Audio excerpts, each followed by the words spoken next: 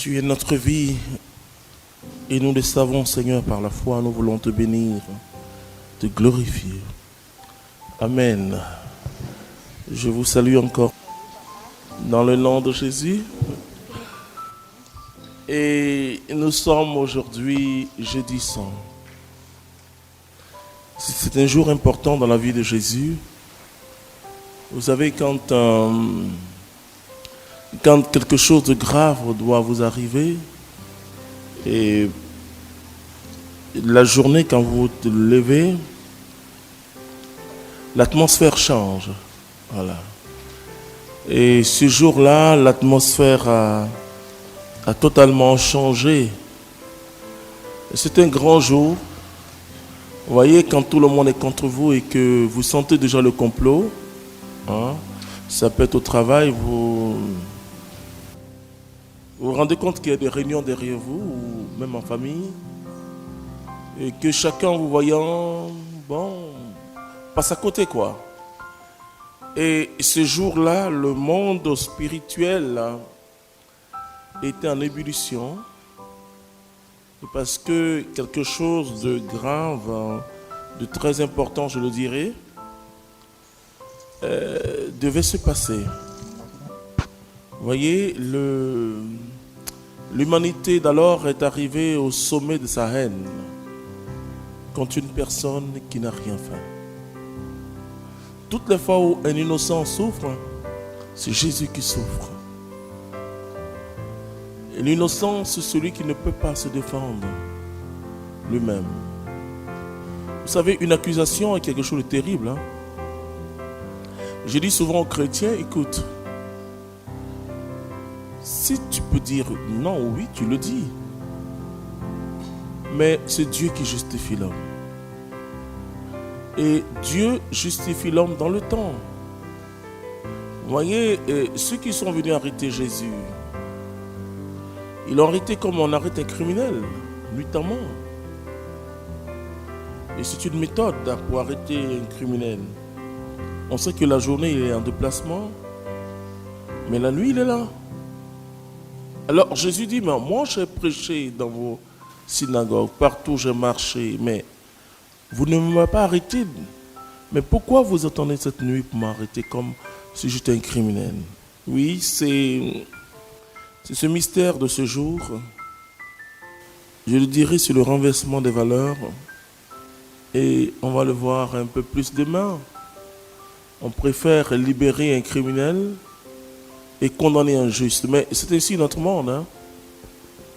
C'est ainsi notre monde. Si vous n'avez personne pour vous défendre, si vous n'avez personne pour défendre votre dossier, votre cause, vous êtes totalement seul.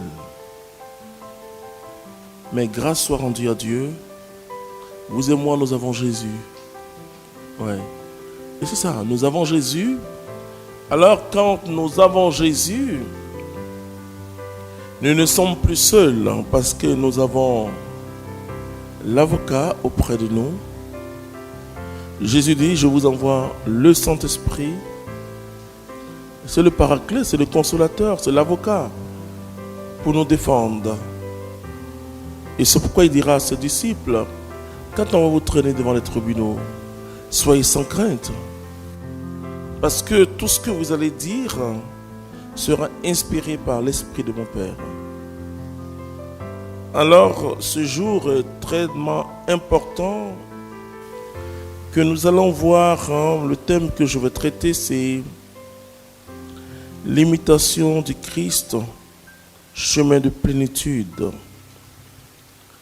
Imitation du Christ, mais pas une imitation de surface comme on peut le faire. Vous savez, il y a des acteurs qui jouent le rôle de Jésus.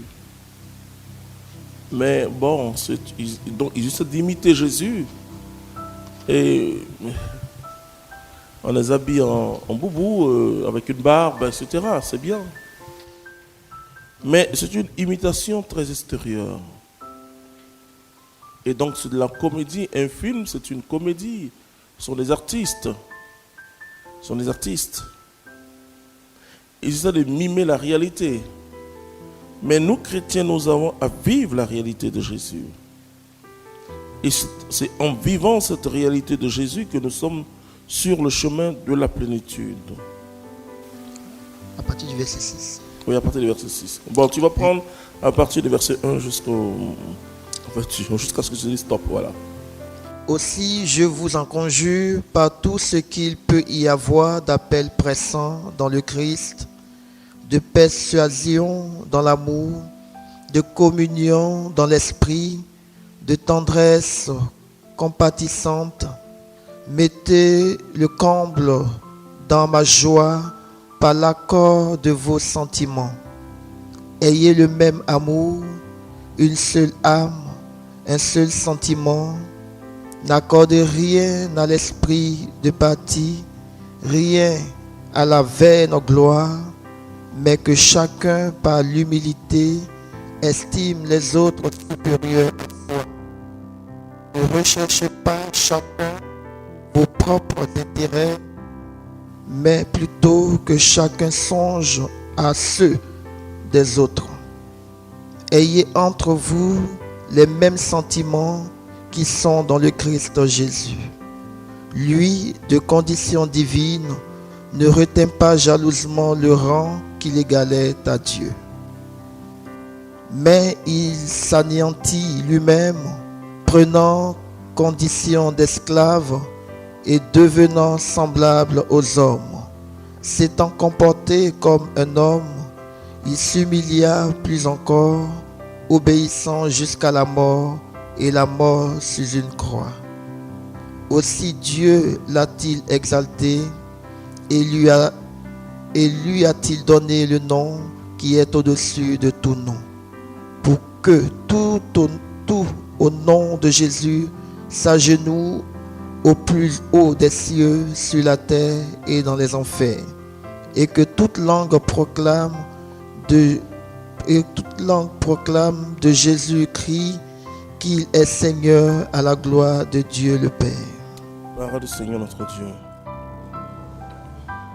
C'est dans notre monde, l'abaissement est vu comme une faiblesse. C'est-à-dire que vos collègues, vos amis vous regardent et disent mais c'est pas normal. Mais comment tu as pu pardonner? Comment tu t'abaisses entre cela? Bon, je vois. Vous savez, nos mamans du Nord sont des mères formidables. Bon, nos mamans de l'Ouest, du Sud, du Centre sont aussi formidables. Mais l'éducation de la femme au Nord est une éducation qui ressemble un peu à l'éducation dans la Bible. L'éducation de la soumission. En fin de compte, ceux qui ne connaissent pas bien la culture sénoufo et autres croient que c'est une soumission d'esclavage. Non. C'est-à-dire que la femme, dans son éducation, apprend ce que Sarah a appris. Vous voyez, je sais que les femmes ne sont pas d'accord dessus. Hein. Elle appelait Abraham Nyamien ou Allah. Mais vous savez qu'au Nord, on se rend compte que quand le papa a une décision importante à prendre, et surtout si le chef de tribu ou le chef du village, il consulte sa femme. Il consulte sa femme. Finalement, c'est une relation, en fin de compte. Et c'est une relation fonctionnelle. Vous voyez, c'est-à-dire que c'est comme quand vous êtes au travail, si vous êtes le directeur général, vous avez le sous-directeur et le chef de cabinet, enfin, tout ce qu'il peut y avoir autour de vous. Mais ce n'est pas une relation d'esclave. C'est une relation fonctionnelle. C'est pas une relation pour dire qui est plus grand que l'autre. Ça, c'est vous savez, la mentalité francophone tend toujours à dire, lui, il est non patron, etc. Vous savez, enfin, les gens disent que j'aime beaucoup les Américains. Bon, enfin. Mais la mentalité américaine, on parle de manager. Manager principal, mais ça dit c'est une équipe. C'est une équipe qui joue. Une équipe. Dans le service, c'est une équipe. Et même, ils ont inventé un style de bureau. Bon, vous regardez, vous travaillez. Pour dire que c'est une équipe, vraiment. Donc, et la soumission, aujourd'hui, est perçue comme quelque chose d'anormal. C'est pas possible. Et pourtant, vous savez, je parlais de nos mamans du Nord. C'est pas une soumission d'esclave, non. C'est pas ça. Mais l'homme a le dernier mot. Quand on dit le dernier mot, ça veut dire c'est celui qui consulte. Et parfois même il consulte son fils aîné.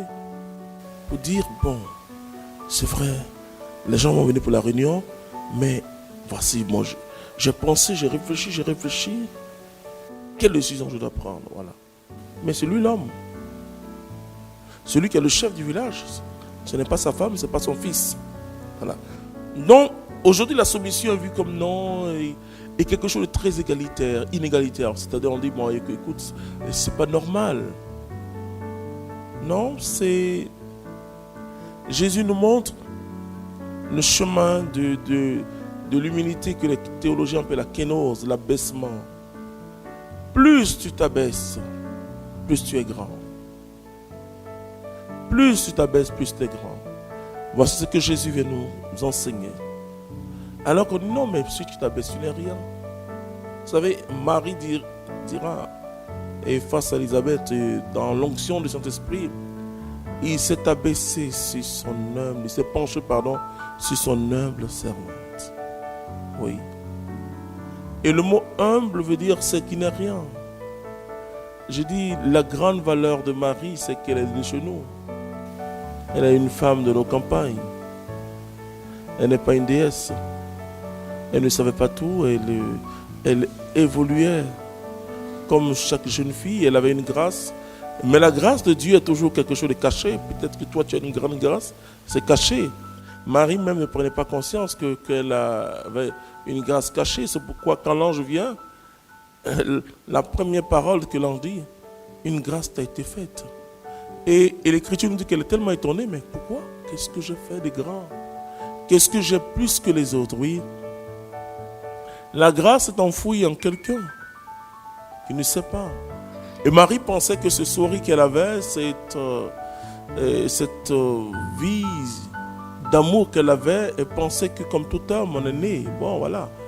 Mais elle ne savait pas que c'était la grâce qui agissait en elle. Et tu es bénie en toutes les femmes. Voilà, cette parole d'Élisabeth est une parole très simple. C'est-à-dire que Élisabeth connaissait Marie, mais c'était sa petite cousine. Hein, et elle savait que Marie avait quelque chose de fort. Et l'ange qui vient et qui confirme, le Saint-Esprit qui vient dire à Élisabeth, heureuse celle qui a cru à ce qui lui était annoncé. Voilà. Tu es bénie en toutes les femmes de la terre. Alors Marie dit, mon âme exalte le Seigneur, mon esprit se réjouit de mon Sauveur, car il s'est penché sur son humble servant. Désormais, toutes les générations me diront. Vous voyez, elle n'a pas dit toutes les générations diront de moi. Non, si elle avait dit ça, bon, on pouvait dire, mais pourquoi vous parlez, pourquoi vous vous adressez à Marie? Mais elle dit, toutes les générations me diront, bienheureuse. C'est-à-dire que les générations vont s'adresser à moi. Vous voyez, alors quand nous nous adressons à Marie ou au Saint, ce n'est pas l'idolâtrie. Oui, Sainte Thérèse, elle a dit, je passerai mon ciel à faire du bien sur la terre. Viens me faire du bien, Sainte Thérèse. Voilà. Extraordinaire. Hein? Je suis allé en pèlerinage avec une personne qui demandait à Dieu un enfant. On allait à Lisieux. Elle est revenue avec une très belle grossesse qui a donné un enfant après. Voilà. Puisque elle dit elle va passer, donc il faut passer par Sainte Thérèse. Hein. Elle dit elle va passer son ciel à faire du bien sur la terre. C'est extraordinaire. Vous savez, on est tellement riche de grâce, nous les catholiques. Vous savez, c'est comme quelqu'un qui a tout chez lui et qui regarde dans le plat du voisin. Vous savez, les enfants, c'est comme ça. Hein? Les enfants ont beaucoup d'appétit chez le voisin, quoi. C'est-à-dire qu'ils jouent et quand l'heure est arrivée, ils restent alors que lui, il a un plat extraordinaire chez lui. Voilà. Nous sommes des enfants gâtés de Dieu. Donc, alors, comment Jésus va montrer le chemin? Parce que vous pouvez enseigner. C'est bien, on vous écoute. Hein? Mais si vous êtes témoin, on vous écoute plus. L'enseignement de Jésus, ce n'est pas de dire aux hommes simplement aimez-vous, mais lui, il aime. Et c'est pour ça qu'il dit enseigne-leur et faites comme ce que je fais, comme le Père m'a envoyé, comme le Père m'a aimé, vous aussi aimez-vous les uns les autres. Donc, ce n'est pas simplement des paroles en l'air, hein. C'est que quand Jésus dit aux gens, je suis le bon berger, on voit Jésus en tant que bon berger qui sanctifie Marie-Madeleine, cette brebis égarée du Seigneur, cette femme prostituée. Et quand Jésus est entré chez le pharisien Simon, Marie-Madeleine aussi est entrée, on ne sait pas quel miracle.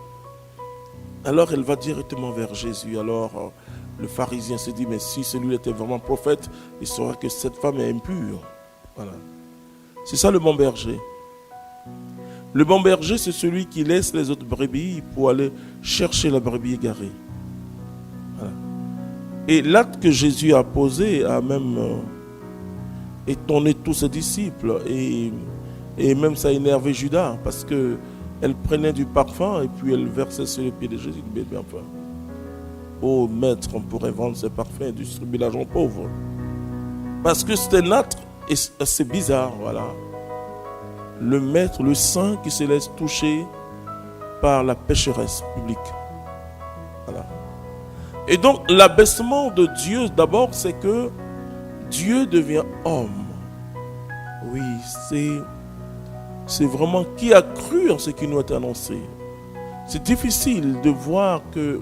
Donc, il faut comprendre les autres religions monothéistes, hein? Parce que...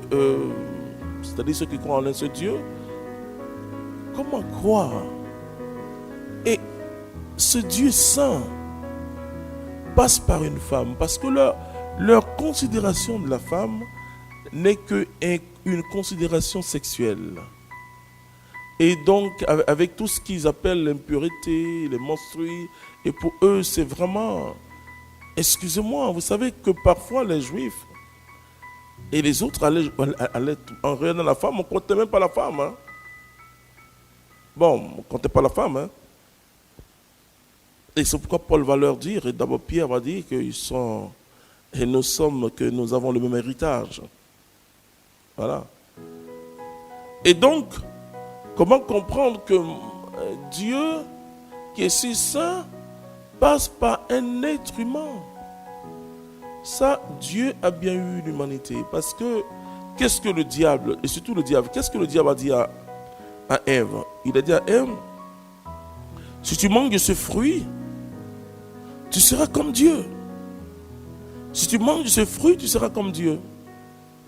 Alors comment Dieu va avoir le diable et l'humanité?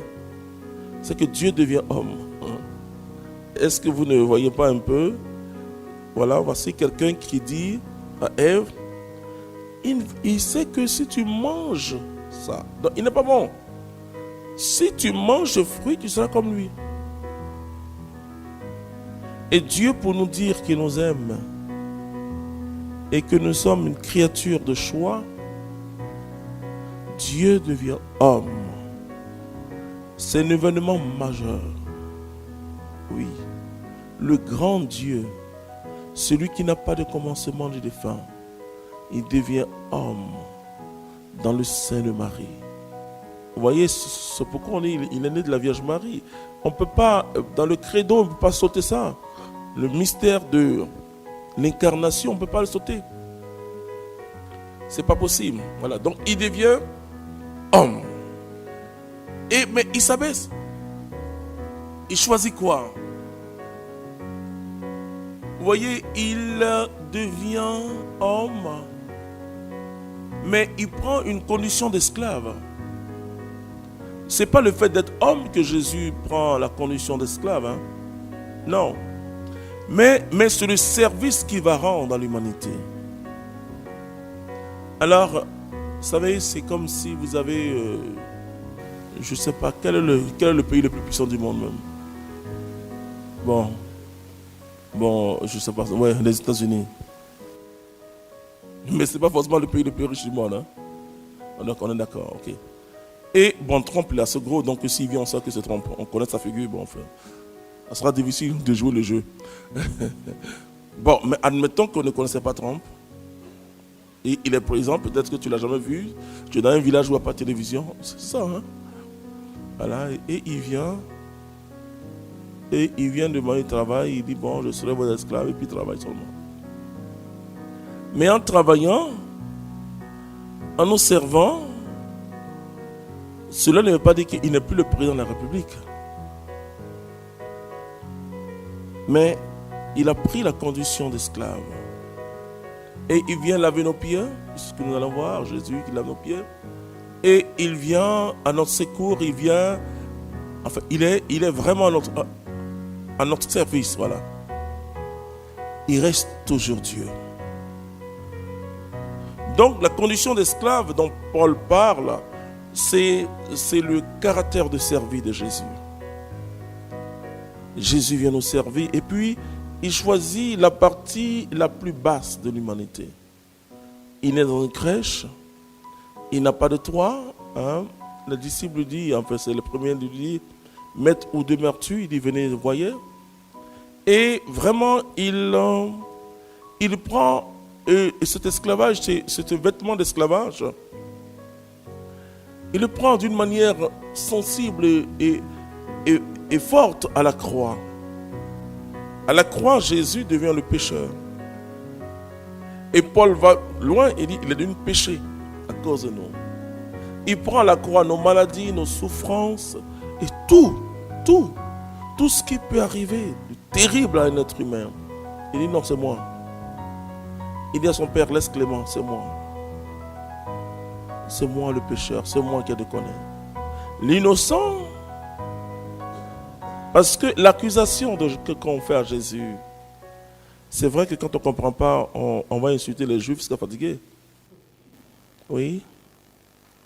Il dit, personne ne peut m'arracher ma vie. Hein.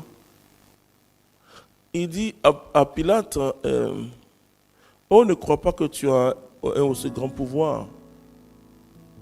Et parce que si ce n'était pas le plan de mon Père, mes anges seraient là pour combattre. Mais tu n'as aucune autorité sur moi que ce que Dieu t'a donné. Donc tu joues ton rôle. C'est tout. Tu joues ton rôle. Laisse faire, tu joues ton rôle. Parce que Pilate dit à Jésus, mais écoute, j'ai le pouvoir de te libérer ou de te condamner. Il dit, oh Pilate, écoute, tu n'as pas autant un grand pouvoir que Dieu t'a donné une parcelle de pouvoir pour jouer ce rôle-là. Allez, vas-y, Pilate. Oui, parce que Jésus lui-même, il a pris le vêtement de l'accusateur. Non, de l'accusé, pardon. De l'accusé. Pas de l'accusateur, de l'accusé. Il a pris le vêtement du prisonnier. C'est pas qu'on l'a mis en prison. Personne n'avait le pouvoir de mettre Jésus en prison en tant que Dieu, c'est pas possible. Mais il a pris le vêtement de l'accusé. Il est entré dans cette condition de l'homme déchu, de l'homme qui a perdu tous ses droits, de l'homme mais il l'a fait volontairement. Dans tout ce que nous allons vivre ces jours-ci, il l'a fait par amour pour nous. On n'a pas contraint Jésus à aller à la croix, mais c'est l'amour qui a conduit Jésus à la croix. C'est l'amour qui a conduit Jésus à la croix. Alors ceux qui étaient là, qui criaient, enfin, ils participaient simplement au plan de Dieu qui s'accomplissait. Vous savez ce que la théologie catholique, elle est sublime, elle dit, heureuse faute qu'il nous a fallu le salut. C'est-à-dire que, parce que la faute de Adam a permis à Dieu de se déployer. Vous savez que la connaissance que nous avons de Dieu aujourd'hui, oh, c'est vrai que Adam était un privilégié. Hein? il entendait Dieu, il croyait Dieu, enfin. Mais nous sommes des privilégiés. Parce que le mystère s'est dévoilé. C'est-à-dire que nous sommes des privilégiés dans le sens où notre communion, ça va vous étonner, hein? Notre communion avec Dieu est plus grande que la communion qu'Adam avait avec Dieu. C'est extraordinaire. Et un autre fils d'homme sur la terre, Jean le Baptiste, Jésus dit, Jean le Baptiste est le plus grand des enfants des hommes, mais il est le plus petit dans le royaume de Dieu. Parce qu'il n'avait pas la totalité de la révélation, ce que vous et moi nous avons aujourd'hui. Dieu il s'est révélé. Voilà. C'est ce qu'on appelle le dévoilement ou la révélation. C'est-à-dire aujourd'hui, et même, c'est-à-dire que, et Paul va le dire aux Éphésiens, c'est un texte formidable, Éphésiens chapitre 3. Il dit, grâce à l'Église, les puissances connaissent Dieu dans son mystère profond. C'est-à-dire que la prédication révèle Dieu. Et quand nous disons que Dieu est Père, Fils, Saint-Esprit, Adam n'avait pas cette connaissance. Mais parce que Jésus s'est abaissé. C'est vrai que le geste pour se lever, c'est très simple. Mais est-ce que vous savez que le geste de l'abaissement, c'est le geste le plus difficile? Comment on s'abaisse? Levez-vous. Hop! Abaissez.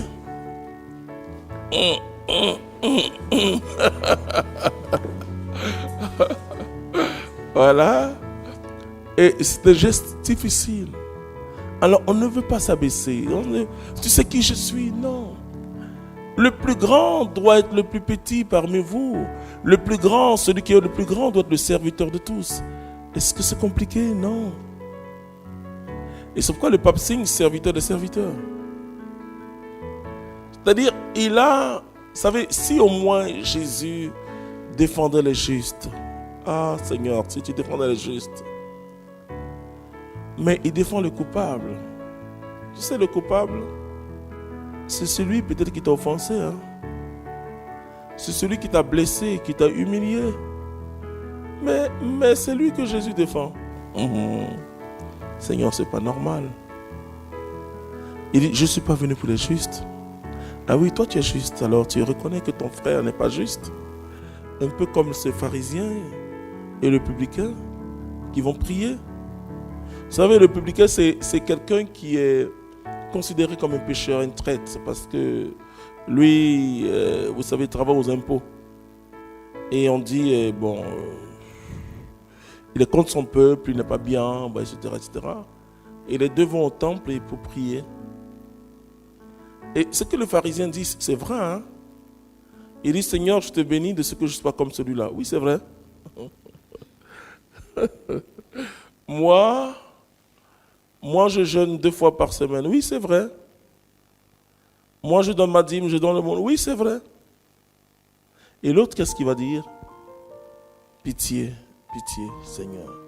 Je suis péché. Il n'osait même pas lever ses yeux vers le ciel. Mais qui était justifié? C'est le pécheur. C'est ça, c'est le pécheur. Et donc, Jésus s'identifie à tous ceux qui ont été rejetés ou qui sont rejetés. Si tu as quelqu'un que tu n'aimes pas, c'est lui Jésus. Ah oui. Si tu as quelqu'un que tu n'aimes pas là, c'est lui là Jésus. Si tu as quelqu'un qui est malade, on dit bon lui, il va le sida, c'est lui Jésus. Si tu connais un criminel qui est à Maca, au blindé, c'est lui Jésus. Et c'est pourquoi il dit j'étais en prison. Il n'a pas dit on m'a attrapé, je n'ai rien fait, non. Il dit j'étais en prison, c'est ça. Parce que quand Jésus avançait sur ce chemin formidable que nous allons prendre demain ici avec les frères de Saint-Jean à faire, ce chemin-là, il pensait à chacun d'entre nous. Il ne pensait plus à lui-même. Et c'est pourquoi il dit que chacun estime l'autre supérieur à lui. C'est ce que Paul dit avant de nous parler de la kénose, de cet abaissement de Jésus. C'est lui. Alors c'est simple. Et il y a un tout petit livre qu'on appelle L'imitation du Christ. Mais dans la partie originale, c'est extraordinaire. C'est-à-dire que il y a quelqu'un, un pasteur qui est évangélique, je crois, qui a écrit et Jésus à ma place. Ouais, non, que ferait Jésus à ma place? C'est un très bon livre aussi. Hein? Par exemple, quelqu'un t'a offensé, mais enfin, quelqu'un t'a escroqué. Voilà. J'ai une de mes filles qui m'a appelé, enfin, qui m'a envoyé un SMS de France pour dire ah, on m'a encore escroqué. Jésus à ta place. Voilà. Jésus à ma place. On t'a offensé, on t'a blessé. Jésus pardonne. Voilà. Jésus à ma place. On est deux. Il y a une seule place pour aller en pèlerinage. Qu'est-ce que Jésus va dire? Hein? Est-ce que c'est aussi simple que ça? Hein? Vous savez ce qui est bien dans l'évangile, c'est plus facile à prêcher qu'à vivre. Sauf quoi, il ne faut pas nous les prédicateurs vous impressionner. Il ne faut pas vous impressionner parce que c'est plus facile à prêcher qu'à vivre. Quand vous voyez les prédicateurs dire non, prêchez là, c'est facile. Vivre, Donc, le chrétien, ce n'est pas celui qui prêche, mais celui qui vit l'évangile. Voilà. Alors, quand tu vis l'évangile que tu prêches, il y a une puissance. Sinon, tu es un commentateur biblique. Voilà, bon théologien, vous savez, les théologiens, ils vont vous passer dans tous les styles, et puis toi, tu dis, il connaît le papier, hein. C'est tout ce que tu dis. Mais ta vie va changer avec ça. Sauf s'il vit ce qu'il proclame. Voilà. Or, la théologie, c'est une science. Une bonne science quand même. Et quand vous écoutez les théologiens, si vous n'avez pas assez de foi, parfois vous parlez de la foi. Hein. Vous savez, le premier cours de théologie, qu'est-ce que le professeur, il fait exprès, hein? Qu'est-ce qu'il veut faire? Il dit, je veux purifier ta foi. Je me souviens que les frères avec qui on avait commencé au début les cours du soir en théologie que du soir, hein? Et donc il y avait un professeur là en Bible, il dit, écoutez, avant que Israël n'arrive à la mer Rouge, c'est-à-dire de sécher, ou bien il y avait un vent de l'Est qui avait soufflé. Il y a 3 des frères qui sont partis. Il ne suit plus ce coup-là. Il ne suit plus. Bon, bien sûr, ce sont des hypothèses. Hein? Ou bien, ils vont vous dire que Jéricho, le mur de Jéricho, était tombé 500 ans avant que Israël n'arrive là-bas. Alors que, comme le disait, moi j'ai prêché tout ça dessus. Et puis toi, maintenant, tu me dis, donc, phew. Bon, non, c'est pas dit que c'est vrai. Mais ce sont des hypothèses. Hypothèses scientifiques. À partir du carbone, quoi? 14. Bon, mais c'est pas forcément vrai, vous comprenez? Mais c'est de la provocation. Hein? Ils disent pour purifier la foi des chrétiens, on vous embrouille. Mais un bon théologien est forcément un bon spirituel. Voilà. Maintenant, les théologiens qui font de la provocation. Voilà. Donc, Jésus s'abaisse. Et Paul dit, lui de condition divine, il n'a pas jugé bon d'être l'égal de Dieu. Vous voyez, tout à l'heure, j'ai parlé de nos mamans du Nord. L'égal de Dieu. C'est-à-dire que pour qu'il y ait l'entente entre 2 personnes, il faut qu'un porte la condition d'esclave. Est-ce que vous savez ça? Oui. Moi, je dis l'entente entre 2 êtres, ce n'est pas 2 volontés. Hein. C'est une seule volonté. Au moins une seule volonté. Au moins une volonté. Quand on dit dans nos pays, pour régler les crises, on veut que tout le monde... Non. C'est-à-dire, c'est une volonté, ce n'est pas loin d'une volonté politique. Il faut qu'un seul camp s'abaisse pour qu'il y ait la réconciliation. Un seul camp s'abaisse pour que le mariage soit un mariage bien. Un seul camp. qui accepte en disant, je m'abaisse, je me soumets. Vous voyez, c'est pour ça que la soumission, c'est pas dire qu'il te domine, non, mais c'est être chrétien. Je veux qu'il y ait la paix, je veux que mon foyer soit bien, c'est tout. Souvent, qu'est-ce qu'on fait dans le foyer? Non, c'est l'autre qui a tort, Voilà.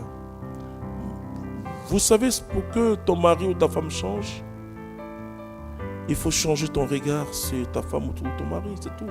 Si tu changes le regard, c'est fini. Tout s'arrange. C'est le changement de regard. Ne demande pas à ton mari ou ta femme de se convertir, d'être comme toi qui prie beaucoup. Mais change ton regard. Ne demande pas à ton enfant d'être tellement spirituel, mystique, mais change ton regard sur ton enfant. Voilà. Vous voyez, et quand Jésus nous regarde, il nous regarde avec beaucoup d'amour. Regardez Paul. Paul a tué. Mais qui Jésus a plus utilisé que Paul? Jusqu'à aujourd'hui, personne. Oui. C'est son regard sur le criminel. Regardez Zachée. Le regard de Jésus sur Zachée. Jésus dit à Zachée, aujourd'hui, je veux habiter chez toi. C'est-à-dire, cet homme qui était traité de pécheur. Vous savez, pendant la crise, là, il y a une dame qui m'a expliqué, une dame politicienne, elle me disait que quand elle s'asseyait, les gens se bougeaient. On dit, celle-là. Non. Le regard de... Oui, c'était terrible. Hein? Le regard de Jésus sur celui que tu crois être pécheur. C'est pour ça qu'il faut faire très attention. Parce que Jésus est dans le camp des petits, de ceux qui ont été pécheurs, de ceux qui sont malades. Voilà. Les rejetés, bien sûr. Hein? Il est dans le camp de tout le monde. Mais prioritairement, celui ou celle qui est égaré, qu'il va chercher. Voilà. Et donc, quand on rencontre Jésus, quelque chose de naturel et spirituel doit se passer à nous. D'abord, naturellement, je dois chercher à imiter une telle personne. Mais comme je n'ai pas la capacité naturelle, alors l'Esprit Saint vient à mon aide pour imiter Jésus. Pour être un autre Jésus. Imiter Jésus, c'est tout. Moi, je dis souvent aux chrétiens, pour grandir, il faut aimer ceux qui ne t'aiment pas. Vous savez, la petite Thérèse, il y avait une des sœurs qui ne l'aimait pas. Quand elle est de service, elle versait de l'eau partout pour que Thérèse travaille. Parce que Thérèse, elle est capricieuse. Vous savez, Dieu ne choisit pas les gens bien. Voilà. Et donc, elle est entrée au Carmel jeune avec dispense. Bon, ça énervait tout le monde, quoi. Et bon, vous savez, derrière les murs, hein, ce ne sont pas que des saints qui y vivent. Hein. Mais des gens qui veulent le saint quand même. Donc, alors on m'a traité Thérèse, etc. Mais c'est après la mort. Thérèse a changé de style. Elle allait même aider cette dernière quand elle était de service. On peut. Et les chrétiens disent, non, mais il faut que je sente d'abord. Tu vas sentir quoi? Il t'a dit à blesser, est-ce que tu vas sentir quelque chose? Tu vas sentir que la douleur? Non, je veux d'abord que... Non, mais c'est pas possible. Mais comment je... Non. Ça t'arrange ou ça t'arrange pas? Il faut que ça arrange Dieu. La vie spirituelle n'est pas une vie sentimentale. Ce n'est pas une vie émotionnelle. Ce n'est pas le fait que ça me plaît, je sens, je ne sens pas. Non, ce n'est pas ça. Hein? C'est le fait que je vais ressembler à Jésus. Vous savez que quand Jésus allait à la croix, oh là là, il n'allait pas un bal. Il avait peur, il dit, mon âme est triste. Mon âme est triste. Mais il devait quand même partir. Il dit, éloigne de moi cette coupe de douleur. Mais non pas selon ma volonté, mais selon ta volonté, Père si bon, Père si doux. Ça t'arrange, ça ne t'arrange pas? Réconcilie-toi. Ça t'arrange ou ça ne t'arrange pas ou? Parce que si tu es chrétien, la force du Saint-Esprit et Dieu, vous savez à quel moment Dieu vient en ton secours? Quand tu te décides. Et quand tu t'es pas encore décidé, tu dis c'est trop dur. C'est dur. Hein? C'est pas possible. Allez, lavez-lui là ses pieds. Oh, oh. Vous savez, au début de la communauté, on faisait cette cérémonie de lavement des pieds. On est là, chaque 6 mois, on se retrouve, on prie. Et puis bon, on dit s'il y a quelqu'un qui t'a offensé, que tu n'es pas la personne, tu es blessé, va prendre la personne et puis lave son pied.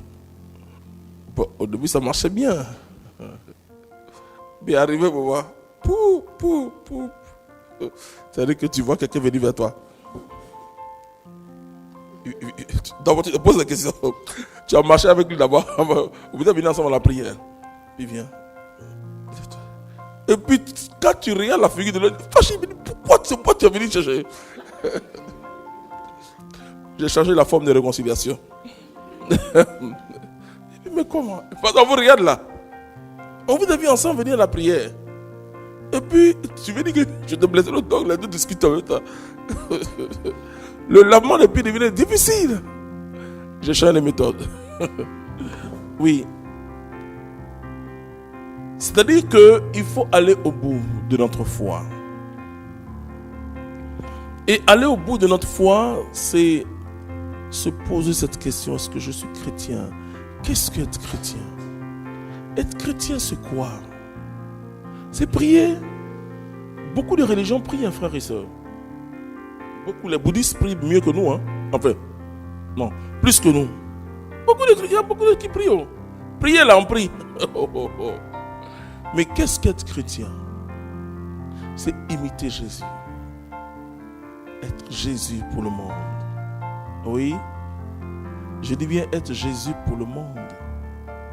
Être prêt à se sacrifier pour que les autres vivent. Il n'y a pas plus grand amour que de donner sa vie pour ceux qu'on aime. Jésus pouvait donner sa vie que pour deux personnes qui ont été formidables. Marie et Joseph. Mais il a donné sa vie pour nous tous. Voilà, vous voyez, l'Immaculée Conception, qu'est-ce que ça veut dire? Comment comprendre l'Immaculée Conception? C'est que, et par anticipation, Marie a été blanchie et sauvée. Par anticipation. Voilà.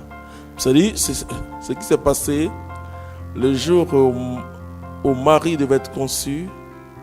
C'est ce qui s'est passé à Golgotha. Extraordinaire. C'est-à-dire que, voilà, le mystère déjà de la croix de Jésus, le mystère du sacrifice de Jésus a touché Marie à cet instant. Alors elle est conçue sans péché.